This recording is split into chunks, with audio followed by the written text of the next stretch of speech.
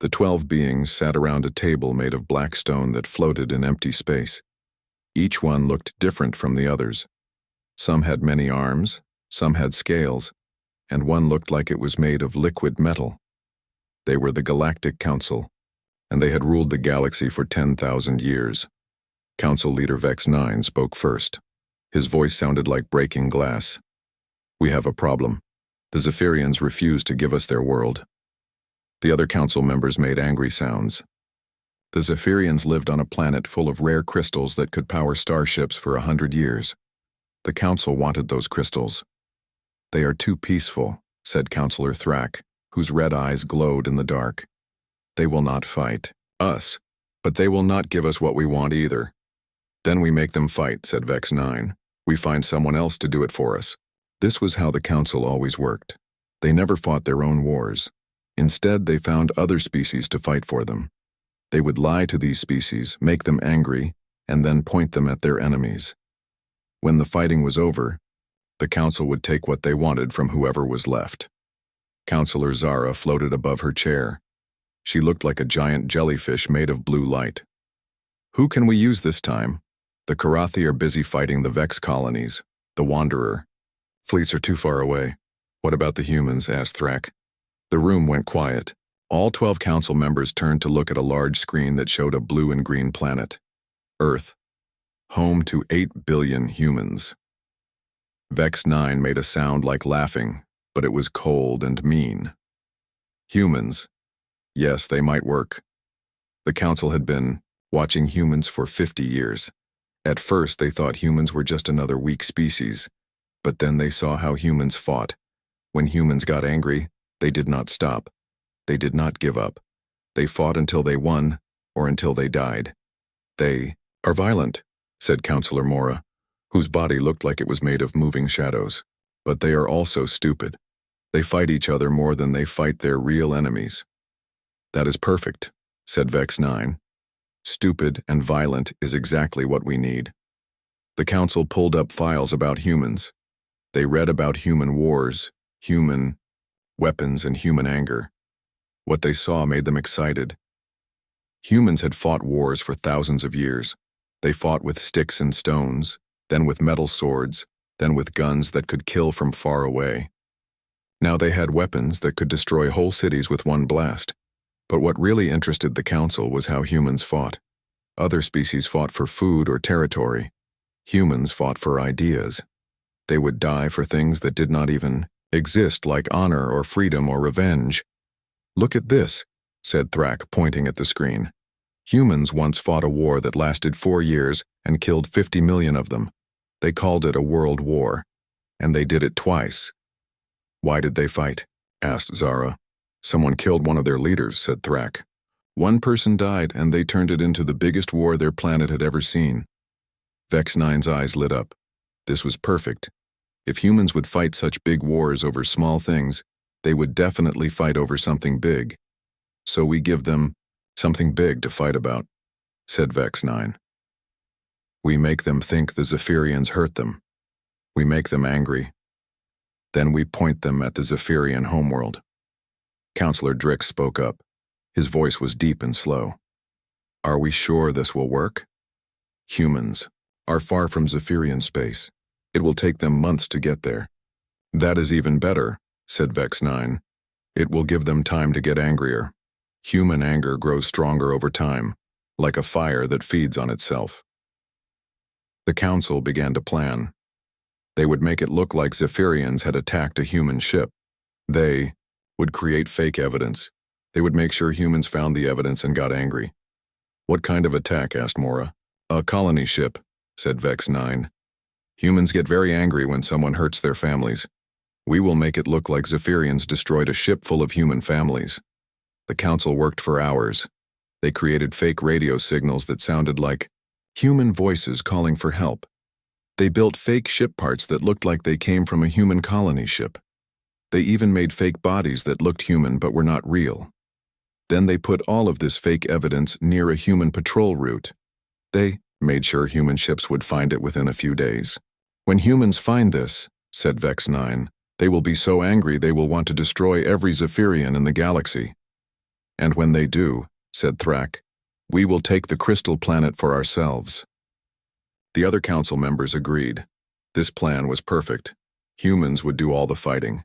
Zephyrians would be destroyed or driven away, and the council would get what they wanted without losing a single ship.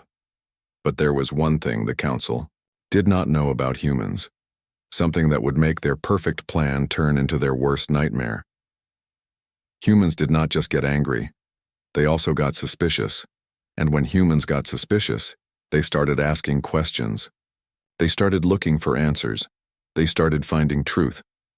The council thought they were using humans as a weapon, but they had just made the biggest mistake in galactic history. They had given humanity a reason to look closely at everything the council had ever done. And when humans started looking, they would find things the council never wanted anyone to see. Captain Maria Santos found the wreckage 3 days after the council planted it. Her patrol ship was doing a routine check of the outer system when her sensors picked up metal and debris floating in space. What do you think it is? Asked her second officer, Lieutenant Chen. Let me scan it first, Maria said. She was careful. 20 years in the Earth Defense Force had taught her to be suspicious of everything. The scan results made her heart sink. The metal pieces had human writing on them. The debris looked like it came from a colony ship. There were even bodies floating in the wreckage. Send a message to Earth Command, Maria told Chen. Tell them we found something bad. Within hours, Earth's best investigators were on their way to the wreckage site. The military sent ships. The government sent scientists. Everyone wanted to know what had happened. Admiral Sarah Chen was the first high-ranking officer to arrive. She was Lieutenant Chen's aunt, and she had been fighting in space for 30 years. She had seen many attacks, and something about this one felt wrong. Show me everything, she told the investigation team. The team leader, Dr. Park, pointed to the floating debris. The ship was called the New Hope. It was carrying 5,000 people to start a colony on Kepler 442b. According to the evidence, it was attacked by alien weapons. What kind of weapons? Asked Admiral Chen. Energy weapons that we have never seen before. They cut through the ship like it was made of paper. Admiral Chen floated near the wreckage in her spacesuit. She touched the metal pieces and looked at the burn marks. Something was bothering her, but she could not figure out what it was. Dr. Park, how old is this wreckage? About a week, maybe 10 days. And when was the New Hope supposed to arrive? At Kepler 442b? Dr. Park checked his tablet. In 2 months. Admiral Chen frowned. So this ship was attacked while it was still traveling. But why would aliens attack a colony ship in the middle of nowhere? Maybe they did not want humans to colonize that planet, said Dr. Park. But Admiral Chen was thinking about other things. In her 30 years of fighting, she had learned that when something looked too perfect, it usually was not real. Send the evidence back to Earth, she said. I want our best people to look at everything. Back on Earth, the evidence went to a secret laboratory under the city of Geneva. This was where Earth's smartest people worked on the hardest problems. Dr. Elizabeth Hayes ran the lab, and she had been studying alien technology for 20 years. Dr. Hayes looked at the metal pieces under powerful microscopes. She tested the burn marks with every machine in her lab. She even tested the fake bodies that the council had made. After 3 days, she called Admiral Chen. Sarah, we have a problem, Dr. Hayes said. This evidence is fake. What do you mean, fake? I mean, someone made it to look like a human ship was destroyed, but it was not a real attack. Admiral Chen felt her blood turn cold. How do you know? Several things. First, the metal is wrong. It looks like human ship metal, but it has tiny differences. Someone tried to copy our alloys but did not get the mixture exactly right. Dr. Hayes sent her report to Admiral Chen's computer. Second, the burn marks are too clean. Real energy weapons leave certain patterns. These burns were made by something else, probably in a laboratory. What about the bodies? That is the worst part. They are not human. Someone made fake human bodies using genetic material, but they made mistakes. The DNA is close but not exact, and the bodies are too fresh. If they had been in space for a week, they would look different. Admiral Chen stared at the report. Someone had faked an attack on human colonists. Someone wanted humans to think they had been attacked by aliens. Elizabeth, keep this secret for now. Do not tell anyone else what you found. Why? Because if someone went to all this trouble to fake an attack, they probably have spies watching us. We need to figure out who did this before they know we know. Admiral Chen started her own secret investigation. She picked 12 people she trusted completely. All of them were military officers who had fought aliens before. All of them were smart and loyal. Listen carefully, she told her team. Someone is trying to trick us into fighting a war. We need to find out who and why. The team started looking at every alien attack on humans in the past 10 years. They looked at trade deals, peace treaties, and diplomatic messages.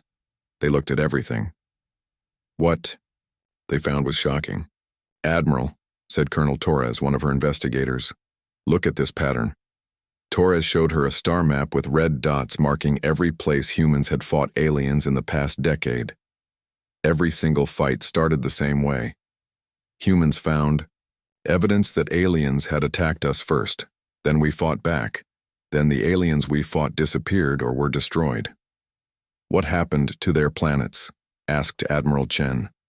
That is the strange part. After we destroyed the aliens, other aliens always showed up to claim their planets. The same group every time. Admiral Chen looked at the map more carefully. Show me this group. Torres pulled up another screen. They call themselves the Galactic Council. They claim to be peacekeepers. They always arrive after we finish fighting and thank us for removing dangerous species. And then they take over the planets we cleared for them. Admiral Chen felt sick. The pattern was clear now. The Galactic Council was using humans as weapons. They would fake attacks, make humans angry, and then point humans at species they wanted to destroy. How many times have we done this? She asked. 14 times in 10 years, said Torres. We have destroyed 14 different alien species for the Council. Admiral Chen thought about all the human soldiers who had died in those wars. She thought about all the alien families that had been killed. All of it for lies. We need to contact the Zephyrians, she said. Admiral? Torres looked confused. The fake evidence points to the Zephyrians as the attackers. That means the Council wants us to destroy them next. We need to warn them. But what if the Zephyrians really are our enemies? Admiral Chen looked at the fake wreckage on her screen. Then why did someone need to fake evidence to make us fight them? The team spent 2 more days checking everything. They found more proof that the Council had been manipulating humans for years. They found records of Council ships near every fake attack site. They found communication signals that proved the Council had planted false evidence. Finally, Admiral Chen made a decision that would change galactic history. Send a message to the Zephyrians, she told her communications officer. Tell them we know the truth. Tell them we want to talk. For the first time in 10,000 years, the Council's victims were about to start talking to each other instead of fighting. And that was the beginning of the end for the Council's reign of terror. The Zephyrian world was beautiful beyond imagination. Purple trees reached toward 3 yellow suns, and crystal formations grew like flowers from the ground. The Zephyrians themselves looked like tall, thin people made of light that changed colors when they moved. Highkeeper Luminara was meditating in her crystal garden when the human message arrived. Zephyrians did not use technology the way other species did. Instead, they connected their minds to living crystals that could reach across space. The crystal in front of her began to glow and speak in a strange language. It was the first time in 300 years that another species had contacted the Zephyrians directly. What does it say? Asked her aide, Shimmer of Dawn. Luminara touched the crystal with her mind and felt the meaning of the words. What she learned made her light turn bright white with shock. The humans say they know about the Council's lies. They say the Council is trying to make them attack us. They want to talk. Shimmer of Dawn's colors flashed red with fear. It could be a trap. Maybe the Council taught the humans to lie too. But Luminara was old and wise. She had lived for 800 years and had learned to sense truth from lies. When she touched the human message again, she felt something she had not expected. She felt pain. The humans were hurting because they had discovered they had been used as weapons. "No," she said. "This is real. The humans have learned the truth." Within hours, a human ship appeared at the edge of Zephyrian space. It was a small diplomatic vessel with only a few people on board. Admiral Chen had come herself to show the Zephyrians that humans were serious about peace. The meeting took place on a small moon between Earth and Zephyrian space. Both sides brought translators and guards, but everyone hoped they would not be needed. Admiral Chen had never seen a Zephyrian before. When Luminara walked into the meeting room, Chen felt like she was looking at a living rainbow. The Zephyrians. Light changed from blue to green to gold as she moved. "Thank you for coming," Admiral Chen said through her translator. Luminara's light pulsed warm yellow. "Thank you for telling us the truth. We have been afraid of you for many years." "Afraid? Of us? Why?" "The Council told us that humans were violent killers who destroy everything they touch. They said you would come to our world eventually and kill us all." Admiral Chen felt sick. The Council had been lying to both sides, making each fear the other. "We thought you had attacked one of our colony ships," Chen said. "But we discovered the attack was fake. The Council made it look like you had killed our people." Luminara's light turned deep purple with sadness. "This is how they work. They make everyone afraid of everyone else. Then they offer to protect us from each other. How long have they been doing this to your people?" "For 600 years. They came to us when we were young and naive. They said they would help us join the galactic community. Instead, they kept us isolated and afraid." Admiral Chen showed Luminara the evidence her team had gathered. The fake attacks, the planted evidence, the pattern of destruction that followed wherever the Council went. "Look at this," Chen said, pointing to a star map. "These are all the species the Council has made us destroy. 14 different peoples, in 10 years. Luminara studied the map with growing horror. "We knew some of these species. The gentle singers used to send us music across space. The rock dancers traded crystals with us. We thought they had all chosen to stop communicating. They could not communicate because they were dead. We killed them for the Council." Both leaders sat in silence for a long time. Finally, Luminara spoke. "What do we do now?" "We warn the others," said Admiral Chen. "If there are any other species the Council is manipulating, we need to tell them the truth." Luminara's light brightened. "The crystal network. We can use it to reach other worlds." "What is the crystal network?" "Our crystals can connect to crystals on other worlds. Some species have learned to use them for communication. We can send messages to dozens of worlds at once." Admiral Chen felt hope for the first time in weeks. "How many species can you contact?" "Perhaps 30 or 40, maybe more." That night, Luminara and her fellow Zephyrians worked harder than they had ever worked before. They sent their consciousness through the crystal network, reaching out to every world they could touch. They contacted the Karathi warrior clans, who had been fighting endless wars they thought were necessary for honor. They contacted the Vex, collectives whose hive minds had been isolated and told that other species would try to absorb them. They contacted the Wanderer fleets, who had been driven from world to world by fake emergencies. Each species had the same story. The Council had approached them with offers of help and protection. Then the Council had slowly isolated them, filled them with fear, and used them as tools. The Karathi had been told that their warrior traditions made other species afraid, so they should only fight when the Council asked them to.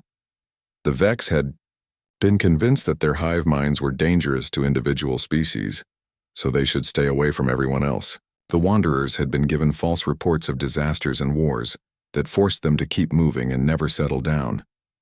But the most shocking discovery came from the Rockbreakers, a species of miners who lived in asteroid belts.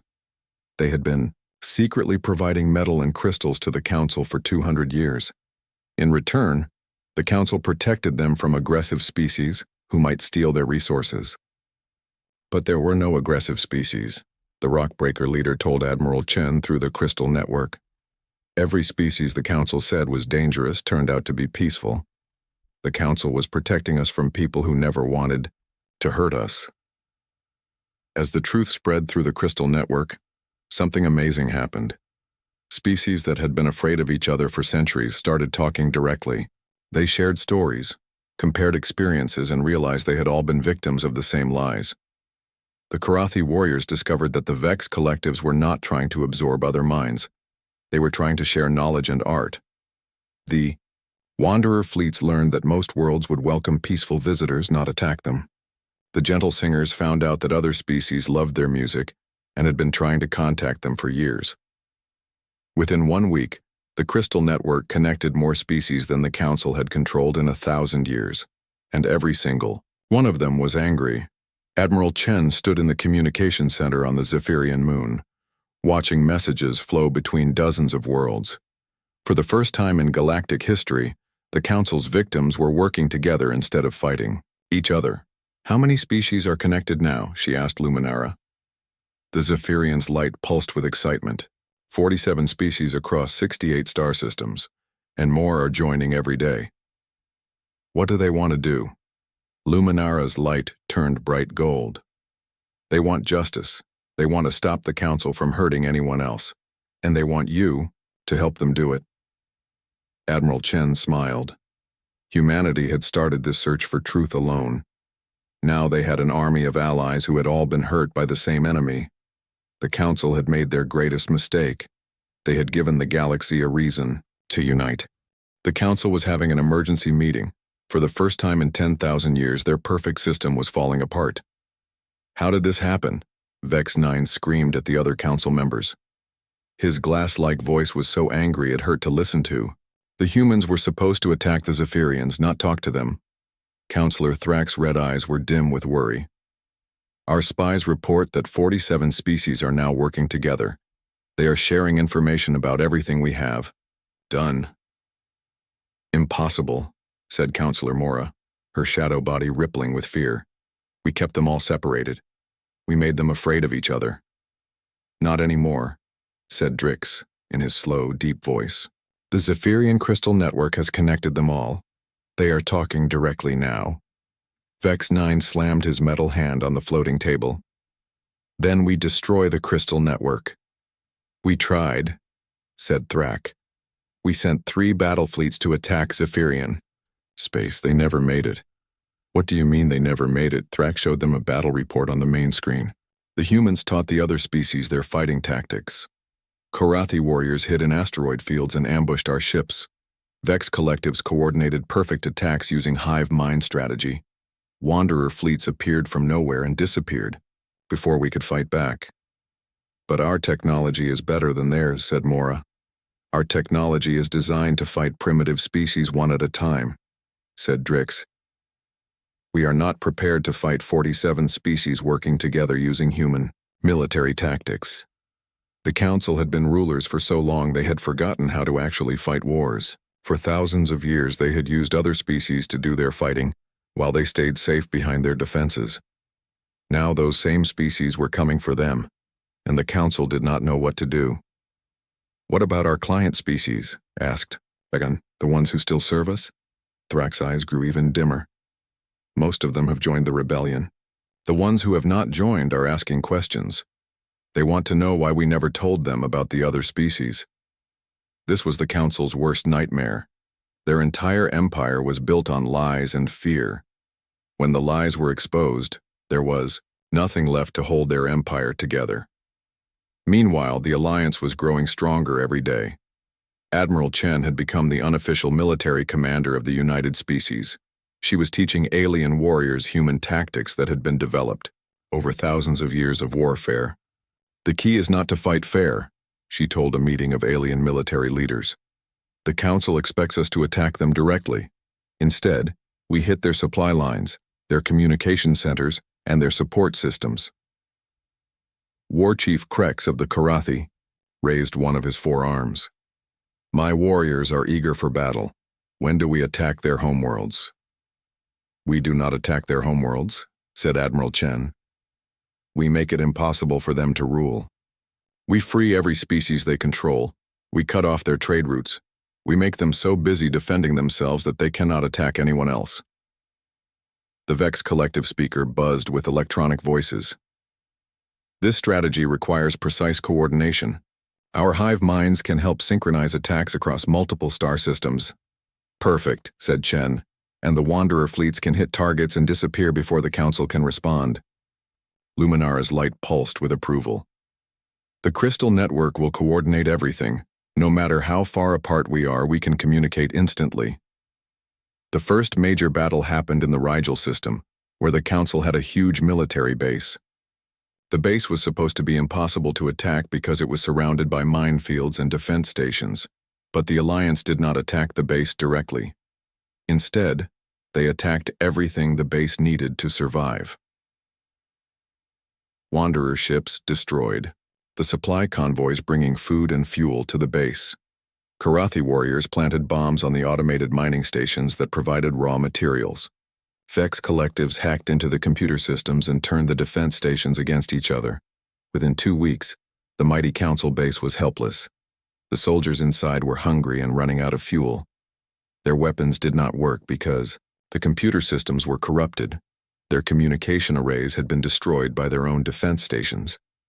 When human ships finally arrived to demand surrender, the Council commander gave up without firing a shot. This pattern repeated across the galaxy. The Alliance would surround a Council stronghold, cut off all its support, and wait for it to collapse. Sometimes the fighting lasted days. Sometimes the Council forces surrendered immediately when they realized they were cut off and outnumbered. But the real victory was not in the battles. The real victory was in the liberation of enslaved species. Every time the Alliance captured a Council base, they found records of species the Council had been manipulating. Some species had been isolated. For so long they had forgotten other intelligent life existed. Others had been forced to work as slaves in Council mines and factories. The Grey Whisperers had been told that the rest of the galaxy was poisonous to them, so they had lived in sealed cities for 300 years. When Alliance ships arrived, to free them, the Grey Whisperers were amazed to discover they could breathe normal air just fine. The Star Shepherds had been convinced that their ability to control gravity was so dangerous that they had to live alone in empty space. When they joined the Alliance, their gravity control became one of the most useful tools for moving heavy equipment and building space stations. The Council had taken dozens of unique and wonderful species and turned them into isolated prisoners in their own worlds. As each species was freed, they brought new knowledge, new abilities, and new reasons to fight against the Council. 6 months after the first human-Zephyrian meeting, the Alliance controlled half the galaxy. Council fleets were retreating toward their core worlds. Many Council client species had switched sides or declared neutrality, but the Council was not finished yet. In their desperation, they made one final terrible mistake. They decided to destroy everything they could not control. Council leader Vex 9 sent orders to all remaining Council fleets. If we cannot rule the galaxy, then no one can. Begin operation. Final solution. Operation. Final solution was the Council's ultimate weapon. They would use planet-killer bombs to destroy the homeworlds of every species in the Alliance. If they could not have slaves, they would have revenge. When Admiral Chen learned about Operation Final Solution through captured Council communications, she felt cold terror. The Alliance had ships and warriors, but they did not have enough firepower to stop planet-killer weapons aimed at 47 different worlds. "How long do we have?" she asked her intelligence team. "The Council fleets are already moving toward their targets," said Colonel Torres. "Some worlds will be attacked within days." Admiral Chen looked at the star map showing Council ships heading toward helpless planets. Billions of innocent people were about to die unless the Alliance could stop them. "Send a message to every species in the Alliance," she said. "Tell them the Council is planning to destroy all our worlds. Tell them we have one chance to stop this." "What chance?" asked Torres. Admiral Chen pointed to the Council's core worlds on the map. "We attack their homeworlds directly, all of them at the same time. If we can capture the Council leaders, we can stop the planet-killer attacks." It was the most dangerous plan in galactic history. The Alliance would have to divide their forces and attack the most heavily defended worlds in the galaxy. Many ships would be destroyed. Many brave people would die, but it was the only way to save billions of innocent lives. The final battle for the galaxy was about to begin. The Alliance fleet was the largest gathering of ships in galactic history. Over 10,000 vessels from 47 different species surrounded the Council's core worlds. Human carriers flew next to Karathi war barges. Zephyrian crystal ships sparkled beside Vex geometric formations. Wanderer fleets appeared and disappeared like ghosts in space. Admiral Chen stood on the bridge of her flagship, looking at the Council homeworld below. It was a dark planet covered in black metal cities that reached up toward space like giant needles. "All fleets report ready," said Colonel Torres. Chen opened a communication channel to every ship in the Alliance. "Today we end 10,000 years of lies and fear. Today we give the galaxy back to the people who live in it." The battle began exactly as the Alliance had planned. They did not attack the planet's defenses directly. Instead, they attacked everything at once. Karathi warriors teleported onto Council space stations and fought hand-to-hand with Council soldiers. Vex collectives overwhelmed the Council's computer networks with coordinated cyber attacks. Star Shepherds used gravity control to pull Council ships out of formation. Gray Whisperers, who could phase through solid matter, appeared inside Council command centers and shut down their weapons. But the real breakthrough came from an unexpected source. The Rock Breakers, who had been mining for the Council for 200 years, knew exactly where all the important systems were located. "The Planet Killer Control Center is here," said Rockbreaker Chief Granite Claw, pointing to a spot on the planet's surface. "Underground, beneath the main Council chamber. I helped build the tunnels myself." Admiral Chen realized this was their chance. "Can you get us inside?" "My people know every tunnel, every passage, every secret way into that facility. We can take a small team directly to the control center." Within hours, a strike team was ready. Admiral Chen led 20 of the best soldiers from different species. They would go underground while the main battle raged above and try to stop the planet killer weapons before they could destroy the Alliance worlds. The tunnels beneath the Council planet were dark and narrow. The Rock Breakers had built them to move mining equipment, not to fight battles, but they knew the way perfectly. "Careful here," whispered Granite Claw as they moved through a passage barely wide enough for humans. "There are sensors that detect movement." A Vex collective member extended tiny mechanical arms and disabled the sensors without triggering alarms. Gray Whisperer Scout phased through walls to check for guards ahead. A Karathi warrior carried weapons for the whole team. After 2 hours of crawling through tunnels, they reached the Planet Killer Control Center. It was a huge room filled with screens and control panels. In the center sat Council Leader Vex 9, personally overseeing the destruction of Alliance worlds. "Rigel 7 destroyed," reported a Council technician. "Moving to target Zephyrian Prime." Admiral Chen felt her heart stop. Rigel 7 had been home to 5 billion Gray Whisperers. Now it was gone, turned to dust by Council weapons. "We have to stop them now," she whispered to her team. The strike team burst into the control room. Council guards tried to fight back, but they were overwhelmed by warriors from 6 different species working together perfectly. Vex 9 turned to face Admiral Chen. His glass-like face showed no emotion, but his voice was full of hate. "You are too late, human.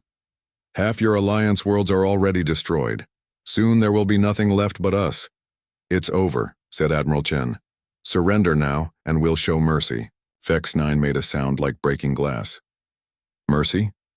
We are the Council. We have ruled this galaxy for 10,000 years. We do not surrender to primitives and slaves." He reached for a control panel, trying to launch more planet-killer weapons. But Granite Claw was faster. The Rockbreaker Chief smashed the control panel with his massive stone hands. "These are my tunnels," Granite Claw said. "My people built this place. We know how to destroy it too." Other Council members tried to run, but there was nowhere to go. Alliance soldiers had surrounded the building above ground. More strike teams had captured the other Council homeworlds at the same time. Within minutes, every Council leader was under arrest. The planet killer attack stopped. The galaxy was finally free. But Admiral Chen did not feel like celebrating. Too many people had died. Too many worlds had been destroyed before they could stop the Council. "What do we do with them?" asked War, Chief Krex pointing at the captured council members. This was the question that would define the new galaxy. For 10,000 years, the council had solved problems by destroying or enslaving their enemies. The Alliance could do the same thing. They could execute the council leaders and scatter their species to the edges of space. But Admiral Chen remembered why they had fought this war in the first place. It was not for revenge. It was for justice. "We put them on trial," she said. "We let every species in the galaxy hear what they did. We let everyone decide their punishment together." The trial took place on a neutral world chosen by all 47 Alliance species. Representatives from hundreds of worlds came to testify about what the Council had done to their people. The evidence was overwhelming. The Council had orchestrated wars that killed billions. They had enslaved entire species. They had kept the galaxy divided and primitive for thousands of years. But the most powerful testimony came from the Council species themselves. Many Council citizens had never known what their leaders were doing. When they learned the truth, they were horrified. "We thought we were keeping the peace," said a young Council citizen named Shard of Light. "We thought the other species were dangerous and we were protecting them from each other. We never knew our leaders were creating the wars they claimed to be stopping." In the end, the galaxy chose justice over revenge. The Council leaders were sentenced to life in prison. The Council species were welcomed into the new galactic community as equals, not rulers. Their advanced technology was shared freely with all species. Most importantly, a new government was created. It was called the Galactic Democratic Federation, and every species had an equal voice in it. Decisions were made by voting, not by force. Problems were solved by talking, not by fighting. Admiral Chen was offered the position of Supreme Commander of the new Federation, but she turned it down. "I'm a soldier," she said. "My job was to free the galaxy. Now my job is done." Instead, the Federation was led by a council of representatives from every member species. Humans served as coordinators and mediators, using their gift for bringing different peoples together. The capital of the new Federation was built on the moon, where Admiral Chen and Luminara had first met. It was a beautiful city with architecture from dozens of different species. Crystal spires from Zephyrian worlds grew next to metal towers built by rock breakers. Gardens designed by gray whisperers bloomed under gravity fields controlled by star shepherds. 5 years after the Council's defeat, Admiral Chen returned to that moon. She was older now, with gray hair and tired eyes, but she was smiling as she walked through the Federation capital. Luminara met her at the Crystal Gardens where the new government held its meetings. The Zephyrian's light was warm gold, the color of happiness and peace. "Do you think we did the right thing?" Chen asked. Luminara's light pulsed gently. "Look around you, Sarah. 47 species working together as friends instead of fighting as enemies. Children from different worlds playing together in the same parks. Scientists sharing knowledge that helps everyone. Artists creating beauty that no single species could imagine alone." Admiral Chen watched a group of young beings from 6 different species working together to build a sculpture. They were laughing and talking, completely comfortable with each other despite their differences. "The Council tried to rule through fear," said Luminara. "But you showed us something better. You showed us that different peoples can choose to stand together." Admiral Chen nodded. The war was over. The galaxy was free, and for the first time in 10,000 years, the future belonged to everyone who lived in it. The Council had broken the oldest rule in the galaxy. They had given a species like humanity a reason to unite others instead of fighting them. And, in doing so, they had created the very thing they feared most, a galaxy where no one needed to be afraid anymore.